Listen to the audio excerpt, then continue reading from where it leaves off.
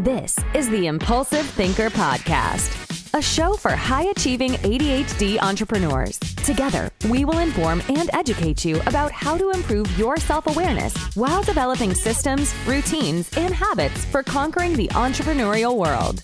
Here is your host, Andre Brisson. Hey there, it's Andre, the Impulsive Thinker. This week we talked to Dr. Parhar about substance use disorder and how it affects, or how the ADHD brain is more prone to it, or we got higher rates of substance use disorder amongst us. And a lot of stuff I realized to me, and I think there's a couple points I want to bring out here. And the main thing I got out of this was that a lot of high achievers do not realize that they are overusing substances. Problem is, it is the social norm. You have to drink, smoke, get high to be perceived as successful or to be part of the crowd. And you know what? Honestly, it's everywhere. It's in books and stories and movies. It's just all around you, as that's what you should be doing. As much as we all like to say we don't succumb to peer pressure, you know, in reality, a lot of us do to a certain extent. From the discussion, there's two things about why substance use disorder is prevalent with ADHD that I got out of the conversation. And one was substance use is self-medicating to overcome our undiagnosed symptoms, just like the example he gave us about one of his clients or patients using cocaine every night to slow the brain down in order to fall asleep. Well, a lot of people, it's the reverse. Quite a few of us, even for me, is having a drink just to calm down, just to get be able to start slowing down that brain that won't stop. Smoking, the nicotine hit, I guess, not too sure about the logistics or the science behind it, but for some, it just kind of reduces anxiety or anxiousness. And for me, it was a big about transitions, how to go from task to task, and also a way to slow the brain with the repetitive. It was almost meditative when I had a cigarette.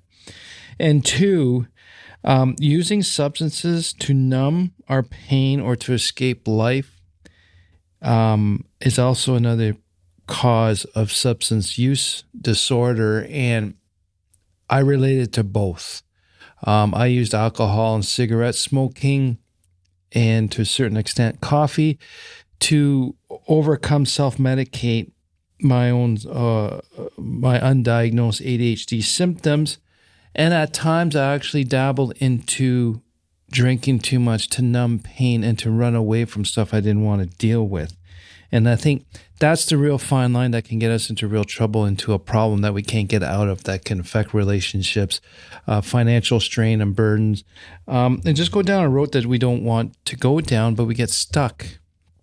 In the substance use I'm seeing, my experience and what I've seen with others, you get stuck in a rut. It's not a moral failure. It's just you're not less of a person.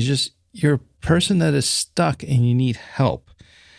And the third thing I actually did realize, I wasn't part of the discussion with Dr. Parhar, but with my thinking after, because, my brain doesn't stop after a conversation, keeps going, is I realized that substance use releases the true person and allows them to be themselves. Because I was at a concert and there was a lot of drunk people there.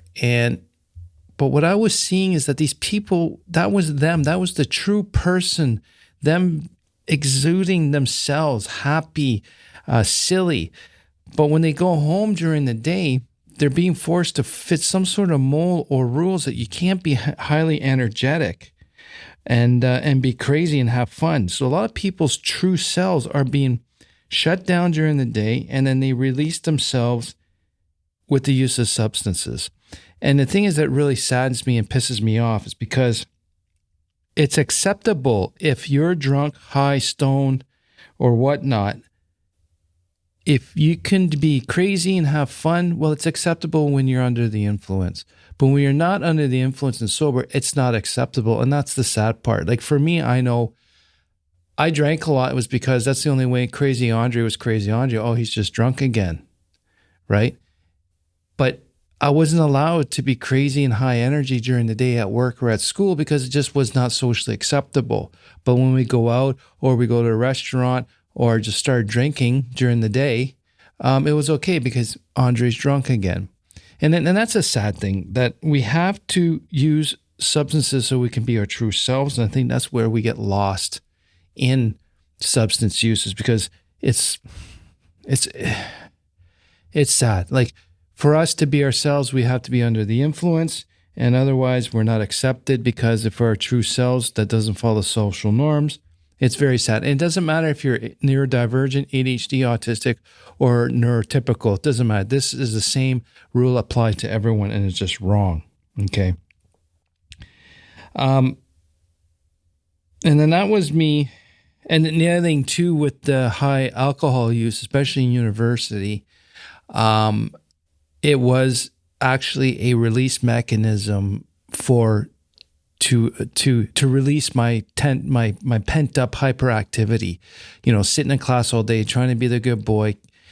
It was pent up energy. So I would just let loose at night, dance my butt off, and just run around. But that was okay and acceptable. So one of my self-medication was actually to be able to burn off my pent up hyperactivity energy. And, during the day, it was unacceptable to be running around or just moving all the time, fidgeting. So having that said, with that conversation with Dr. Parhar, you know what? I shared a bit of my story about almost a year ago at this recording.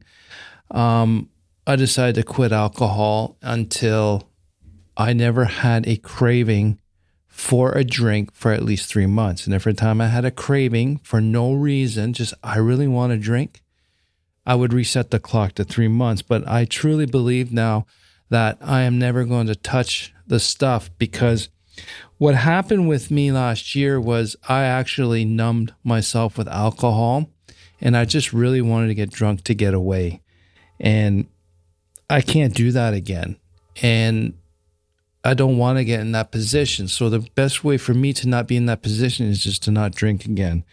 And based on the conversation with Dr. Parhar, I know that's repetitive, I apologize, but I now consider myself an alcoholic because I went from self-medicating and managing my alcohol consumption and not needing or wanting drinking, to drinking to run away and not deal with my pain and to numb the world.